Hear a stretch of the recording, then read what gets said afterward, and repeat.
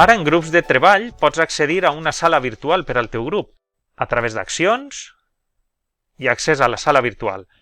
I s'obri l'aula virtual que s'utilitza en les classes de la universitat. Si t'interessa utilitzar una altra aplicació, com per exemple Google Meet o Microsoft Teams, accedeixes a accions, edita, i igual que en docència dual, així pots apegar un enllaç diferent, el de Meet o el de Teams, el que siga, i guardar.